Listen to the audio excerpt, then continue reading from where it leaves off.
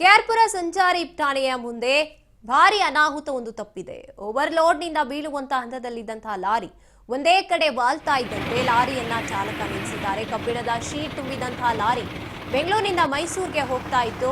Load ಮುಂದಿನ tyre ಜಾರ್ಸಿ ಅಕ್ಸಲ್ cut ಆಗಿ ವಾಲಿರುವಂತದ್ದು ಜಾರಿ. ವಾಲಿದ ಸಮಯದಲ್ಲಿ ಲಾರಿ ಸಮೀಪವೇ ಸಂಚರಿಸ್ತಾ ಇದ್ದಂತಹ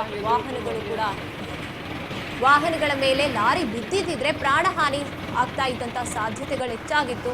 ಕೆಆರ್ಪುರಂ ಸಂಚಾರಿ ಪೊಲೀಸರಿಂದ ಕ್ರೇನ್ ತರಿಸಿ ತೆರವು ಕಾರ್ಯಾಚರಣೆಯನ್ನು ಕೂಡ ನಡೆಸಲಾಗಿದೆ. ಮುಖ್ಯ ರಸ್ತೆಯಲ್ಲೇ ಲಾರಿ ವಾಲಿದ್ರಿಂದ ಟ್ರಾಫಿಕ್ ಕಬ್ಬಿಣದ ಶೀಟ್ಗಳನ್ನು ಮತ್ತೊಂದು ಲಾರಿಗೆ ಡಂಪ್ ಮಾಡಿ ಟ್ರಾಫಿಕ್ ಅನ್ನ ತೆರವುಗೊಳಿಸುವಂತ ಕಾರ್ಯವನ್ನು ಕೂಡ ಸಿಬ್ಬಂದಿ ನಡೆಸಿದ್ದಾರೆ. ಆದ್ರೆ ಭಾರಿ ಅನಾಹುತವೊಂದು ಇಲ್ಲಿ ತಪ್ಪಿದೆ ಅಂತಲೇ ಹೇಳ್ಬೋದು.